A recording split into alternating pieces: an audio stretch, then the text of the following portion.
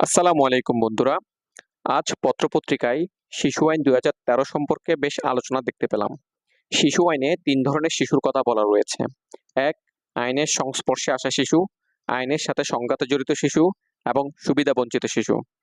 আইনের সংস্পর্শে বা আইনের সংঘাতে যদি কোনো শিশু থানায় আটক হয়ে আসে, তাহলে প্রত্যেক থানাতে একজন শিশু বিষয়ক পুলিশ কর্মকর্তা রয়েছেন।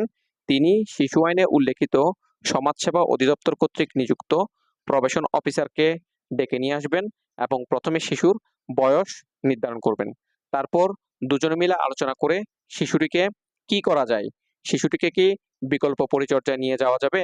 নাকি শিশুটিকে শিশু আদালতে তোলা হবে? ইত্যাদি বিষয় সম্পর্কে তারা বিস্তারিত আলোচনা করে সিদ্ধান্ত নেবেন। তো বন্ধুরা, শিশু আইন ২০১৩ অত্যন্ত চমৎকার একটি আইন। আপনারা সবাই শিশু আইনটি পড়তে পারেন।